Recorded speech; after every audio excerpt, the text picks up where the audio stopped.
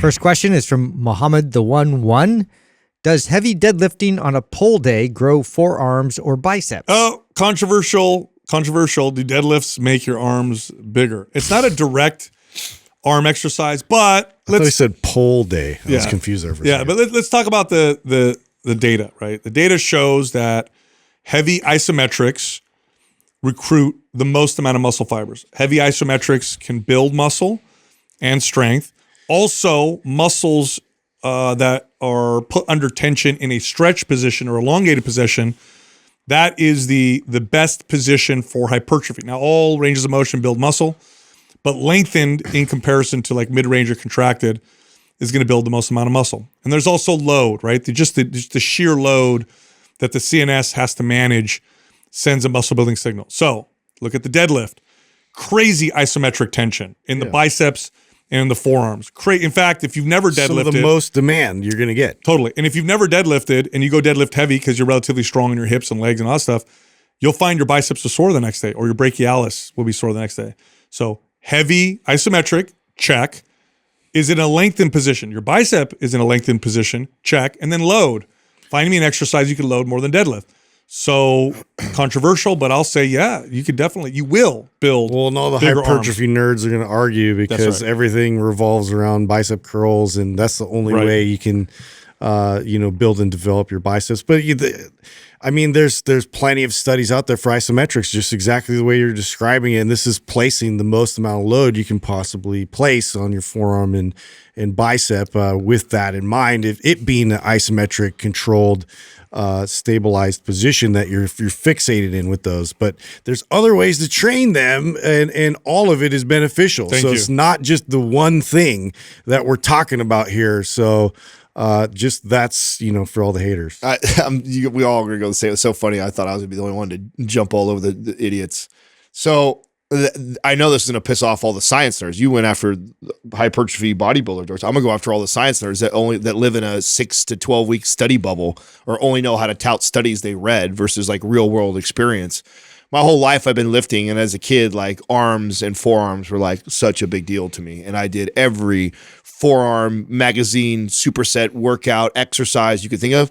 The strongest and biggest my forearms ever got was when I wasn't giving two shits about them, but all I was doing was trying to catch Sal on the deadlift. Mm-hmm. Yep. That was the biggest and strongest my forearms have ever, not even close to when I was cycling, like hitting them 2 to 3 times a week and doing all these cool exercises that I would reverse curls, everything. Nothing got them strong when I didn't even care about getting my forearms stronger or bigger, but I was so focused on getting strong at the deadlift, they came up that much. That's how impactful it's been for me. That's right. What happens with the question like this is there's this false, like this question is pretty direct. What they're not asking is, are deadlifts better than curls for the biceps, right? It's not an either or. No. It's a, hey, does heavy deadlifting have a hypertrophy effect on the forearms and biceps? Yes, absolutely. Are they involved in stabilizing? Is there tremendous tension on those muscles? And then, like I said, with the bicep in particular, it's in a lengthened position. If I stop deadlifting, so I love deadlifting, but sometimes I'll go for a couple months without doing it, and I'll work on correctional exercise or other things, because I can deadlift pretty heavy even when I don't do it consistently, and I'll get little nagging injuries and pains that'll pop up. And so now that I'm wiser and older, I'll be like, I'm going to back off on deadlifting for a while. I'm going to work on these where I notice these issues. And then I'll go back to deadlifting, see if I feel better. And I've done that now, I don't know, 5 or 6 times over the last few years. Every time I go back to deadlifting, I'm still I can always pull 5 plates no matter what. So I'll go pull 5 plates. You know where I get sore? My biceps. I'll feel it here at the insertion, or my brachialis, just from the tension of holding the bar. So yeah, it's definitely doing something, but it's not an either or, it's a plus or an and. The question is really, does deadlifting and doing arm exercises better than just doing arm exercise? The answer is yes. Yeah, I think the point though that I think is important, this is how much my also training has changed. Again, arms were such a focus. When I was a kid, I used to just train arms. And if I ever, fell off the wagon for a week or two, came back, what did I start with? Arms. Right. Never missed arm day, but I missed leg day, I missed chest day, I missed all these other days all the time because I cared so much about building my arms. The way I train is completely different. I rarely ever train my arms. What I will go do is go do some pull-ups, go do some deadlifts. Like I'll do something like that because what I know is that movement is so beneficial for overall muscle on my body and your arms, right? And I'm hitting my arms still. So it's like just my philosophy around training is, and I'm always looking like if I'm only going to go in and do a few things.